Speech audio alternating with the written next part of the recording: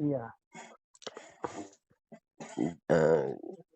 Kalbu Muhammad wujudan Allah, af'al Allah.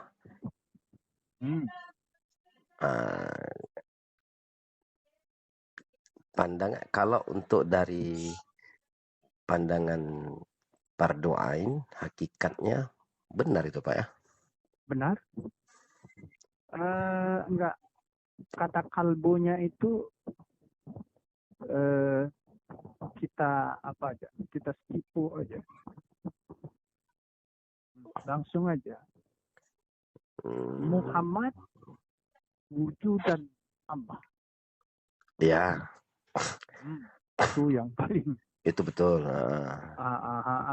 Jadi kalau kalbu itu dia belum kafah, dia masih terpilah-pilah.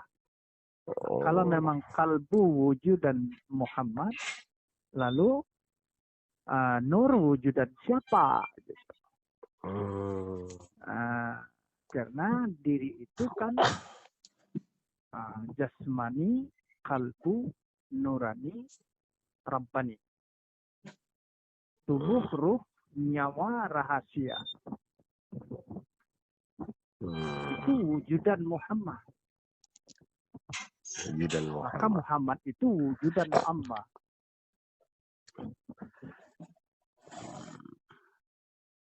Maka tidak sedikit para ulama memberikan pandangan kepada salib, kepada orang-orang yang menuntut bahwa semua yang terbentang ini dikhususkan kepada diri hamba itu adalah majaz. Majaz itu bayang-bayang. Bayang-bayang. Tapi yang saya dengar kajian dari seseorang, dalam mencari ilmu hakikat, kita nggak usah pingin tahu keberadaan Tuhan di mana. Kenali dulu Muhammad dalam diri kita. Barulah bisa sampai mengenal Allah. Itu pun tidak berjumpa katanya. Karena dia udah menyatu. Pandangan Bapak gimana? Benar. Bahasa hakikatnya itu menyatu. Muhid. Tetapi kan kita hidup di alam syariat. Maka bahasa syariat itu sebaiknya adalah berjumpa. Karena Allah juga katakan berjumpa. Liman kana yarzu liqa'a rabbih. Barang siapa yang hendak berjumpa dengan Tuhan. Berjumpa.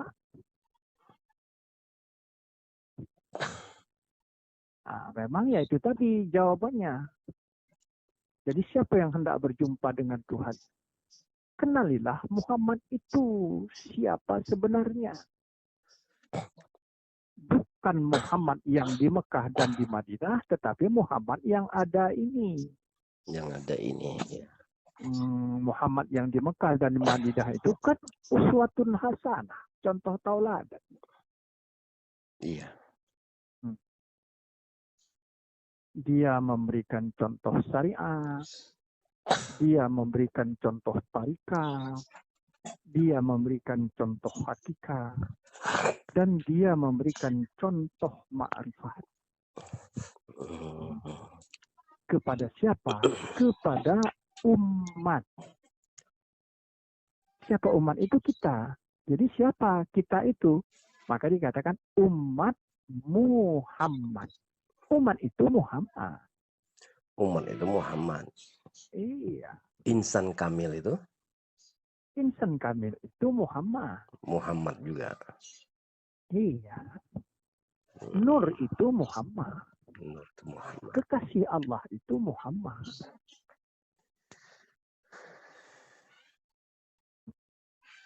Terkadang kita kan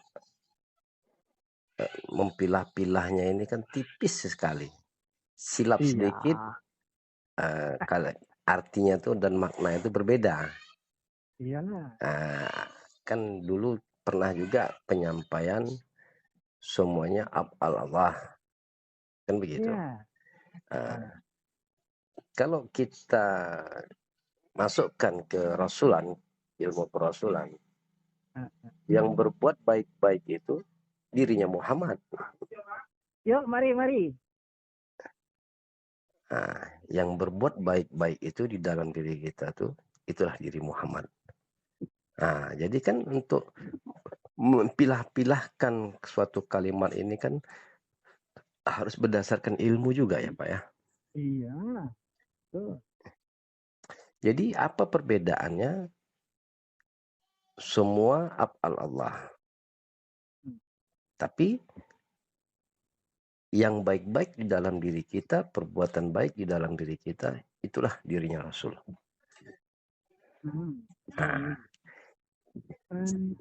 Maksudnya begini. Semua af'al Allah. Ya. Yang baik-baik itu Muhammad. Lebih mendekatkan pemahaman. Semua yang nyata af'al Allah menjadi apa? Menjadi zahir Muhammad. Zahir Muhammad. Iya. Loh, kenapa ada yang tidak baik kalau zahir Muhammad? Sedangkan zahir Muhammad itu semuanya baik. Ya. Zahir Rasul itu baik. Benar. Yang tidak baik itu yang tak tahu.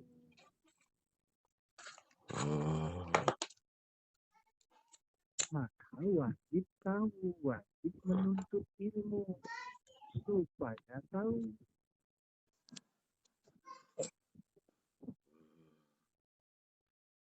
Di situ dia.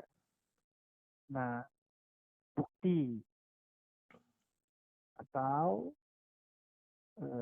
iktibar sunnah. Tidak sedikit orang yang membenci kepada Rasulullah. Padahal Rasulullah itu Habibil, Al-Amin, Maksum. Artinya kekasih Allah. Orang yang paling sempurna. Maksum artinya tidak ada dosanya. Kenapa ada yang membenci, ada yang melempar dengan kotoran, macam lain sebagainya. Marah Muhammad? Tidak. Ini contoh. Kenapa dia tidak marah? Sedangkan dia kekasih Allah. Kalau dia marah, berarti marah akan dirinya sendiri. Karena semua yang terbentang nyata adalah satu diri. Lalu, kenapa mereka berbuat seperti itu? Jawabannya, karena mereka tidak tahu.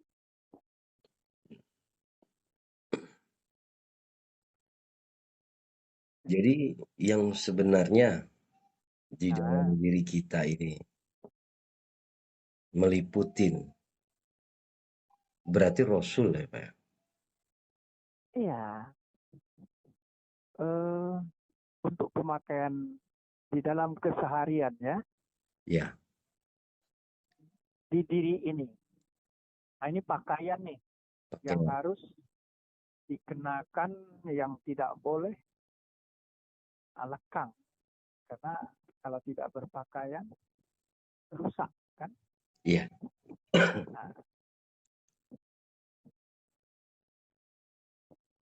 Apa yang kita sandang, kita pakai senantiasa 24 jam berganti, minggu, bulan, tahun, sampailah akhir hayat. Pada hakikatnya, ini dia ilmu hakikat. Ketika berbicara, itulah Rasul. Ketika bekerja, itu Muhammad. Dan ketika diam, itu Allah.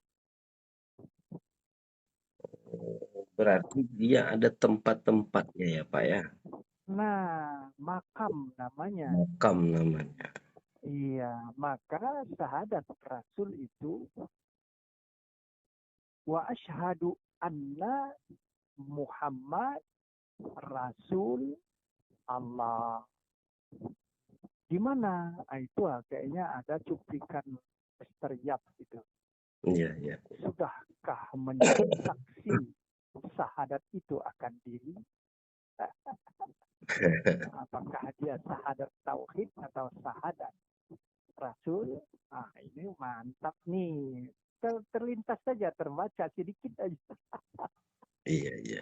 Ada di ilmu fardu ain kayaknya tuh ya. Iya benar, benar di grup. Di ilmu fardu ain. Udah tingkat-tingkat jenderal bintang 4 nih. Hanya mendudukkannya saja. Kalau ilmunya, penyampaian kabarnya udah boleh tanding lah.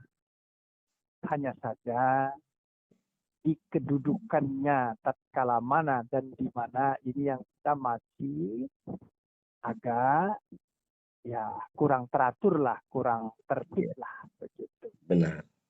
Nah, jadi itu aja, nggak ada yang payah-payah kan. Nah, jadi termasuklah wa asyhadu anna Muhammad Rasulullah tadi. Ketika mana menjadi nyata dia, menjadi syahadat diri Muhammad ketika bekerja, Rasul ketika berbicara. Berarti bekerja, berbicara, Muhammad Rasul kan? Ya, beda-beda tempat ya. Begitu bisa menjadi satu tuh. Bisa. Karena Muhammad Rasul itu tak terpisah tuh. Allah juga tak terpisah. Ya. Ketika Muhammad Rasul itu diam, itulah dia posisi atau martabat Allah. Diam itulah ya Pak ya. Iya. Terpakur tadi itu Pak ya. Di situ maka begitu kita masuk kepada martabat tafakur itu, menyaksikan di mana tajallinya Allah. Kalau sudah dia tajalli pada diri itu, maka di dalam pelaksanaan apapun yang bernama aktivitas kita sehari-hari, tidak ada yang terlepas lagi daripada amal saleh.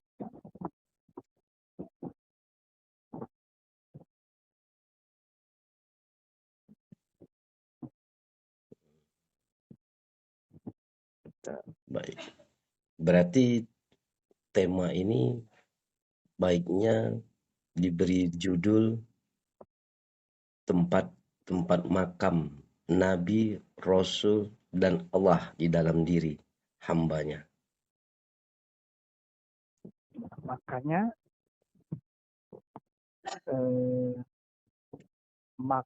tajalli atau makam Nabi Muhammad Rasul Allah.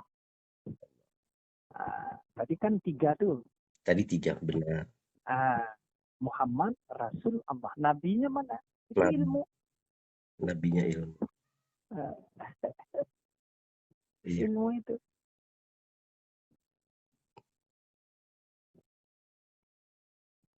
Jadi dia tingkatannya itu di Rasul dulu atau Nabi dulu, Pak? Nabi dulu. Oh, Nabi, Rasul, Muhammad, Allah. Nabi Muhammad. Nabi Muhammad, Rasul, Allah.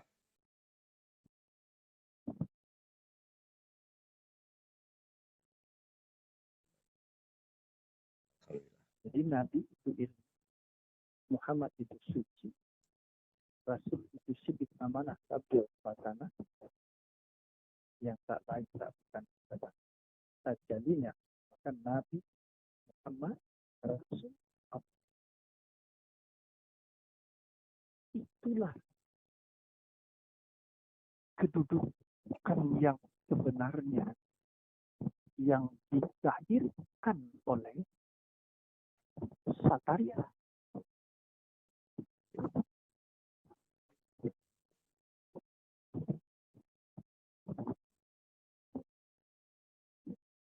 Jadi dia di Allahnya itu. Allahnya itu maka tersimpanlah di dalam genggaman Allah itu Nabi Muhammad Rasul. Maka dia dahsyat.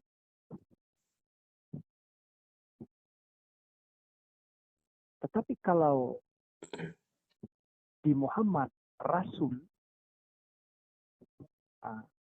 yang digenggamnya Allah, dia lembut.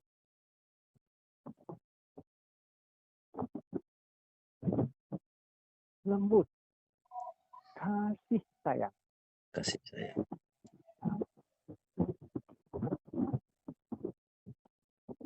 Jadi itu tinggal pemakaiannya. Ya. Tapi kalau dia dikaharkan, balik,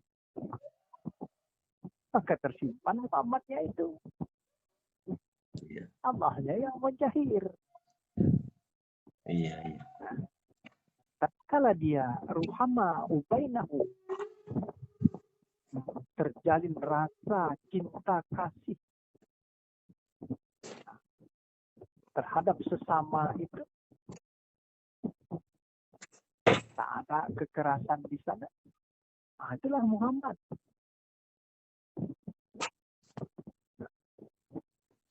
Iya. Jadi tinggal menjahirkannya saja.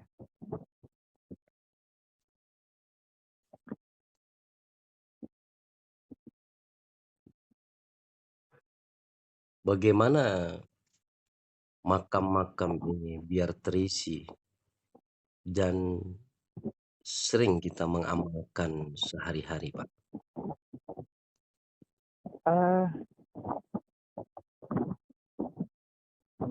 Masuk kita ke Rabitah. Rabitah hakikat adalah memandang ilmu itu.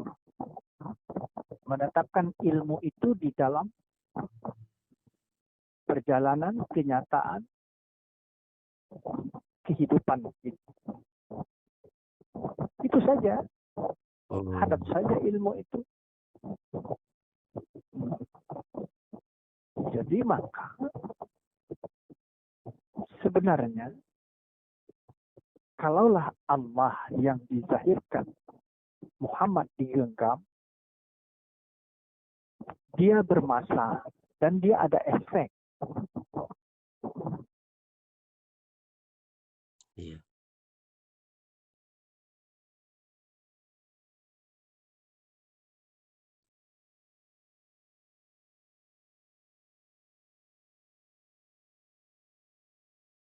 Efek.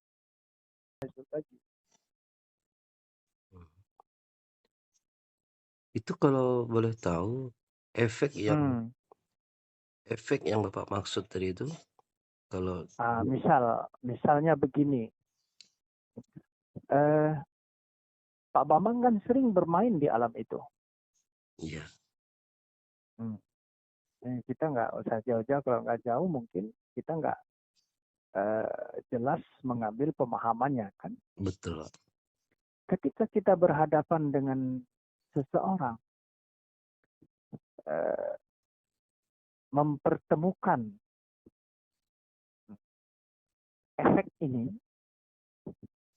atau kahar ini, apalah namanya yang lain, sesuai dengan perjalanan tarikah yang kita lakukan, yang kita buat, dia akan memberikan sesuatu kepada kita. Ada perubahan rasa, mungkin ada efek, misalnya mereka gelagapan, atau kita agak sedikit tersengal-sengal, meskipun dalam waktu yang singkat, macam-macam lah, itu kan efek namanya. Iya. Tetapi Tapi apabila Muhammad ini dizahirkan, itu nggak ada.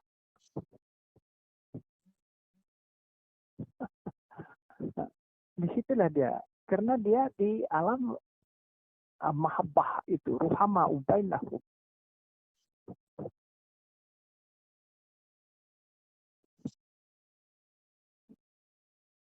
Kalaupun mereka misalnya ingin menyenter kita, ya silahkan aja. Atau bagaimana gitu. Nah, itu di situ perbedaannya. Berarti kalau pandangan saya, Pak, di dalam hakikat kerasulan ini, duduknya seseorang itu, keyakinannya itu tidak bergeser. Benar itu? Iyalah. Iyalah. Tahqiq ia dalam segala hal. Jadi sudah menjadi keputusan. Arti tahqiq itu keputusan. Keputusan. Keputusan itu ingkrah. Yang tidak dapat diganggu gugat lagi. Yang tidak dapat, yang sudah tetap. Jadi keputusan Allah itu di atas dari segalanya. Sama dengan dunianya keputusan pengadilan. Kan ingkrah itu kan. Begitu ketok palu. Begitu Tuhan turunkan petunjuk kepada Rasul untuk umat, untuk kita semua, itu sudah inkrah.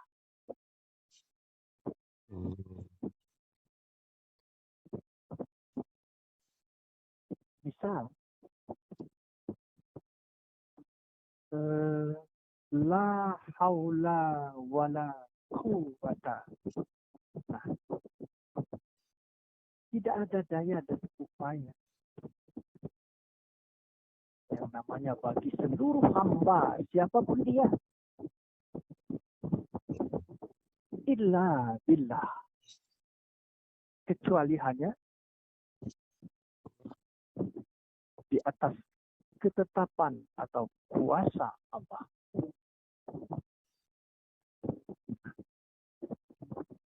Tetaplah kita di situ.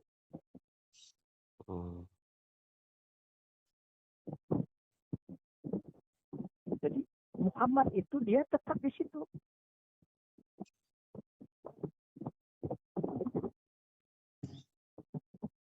Berarti perjalanan menuju hakikat kerasulan ini berarti memang butuh perjuangan dalam gejolak batin juga berarti ya Pak ya. Kalau saya cermatin. Iya, betul. Berarti bukan hanya berdasarkan keterangan hakikat yang bisa membuka menjadi diri kita ini kedudukan hakikat. Berarti perjuangan ataupun kerja keras seseorang itu biar jangan bergeser kedudukan di hakikat itu memang dilakukan dengan perbuatan ya berarti ya Pak ya. Iya. Di sini saya mengambil sedikit kesimpulan Pak. Iya. Yang pernah saya alamin, yang pernah saya ceritakan dengan Bapak, penasaran ingin tahu tuh seperti apa ini ilmu kerasulan. Kok orangnya lemah lembut semua. Kok orangnya ini istilahnya tidak ada berprasangka ataupun ya istilahnya berbuat baik-baik semua. Sedangkan di tarikat ini perjalanan yang memang harus dijalankan. Iya. Tapi di dalam perjalanan ini, kenapa hakikat ini bisa ditemukan di dalam tarikat? Bukan hakikat ditemukan di dalam tarikat. Tetapi ketika kita bertarikat, dia akan dihantarkan kepada hakikat. Maka ketemu dengan hakikat itu. Oh, benar. Dia mengantar. Dia menghantar ya, benar. Menghantarkan. Menghantarkan.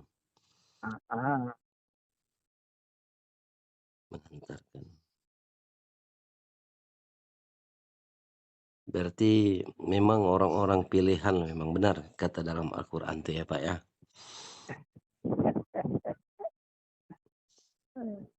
Jadi ya alhamdulillah Pak kajiannya pagi hari ini Pak. Iya, baik, baik. Subhanallah, alhamdulillah. Bapak sehat-sehat dulu. Amin, Tanggal amin. 2 kita ketemu ya Pak. Iya, baik. Oke Pak ya. Assalamualaikum. Ya, Waalaikumsalam warahmatullahi wabarakatuh.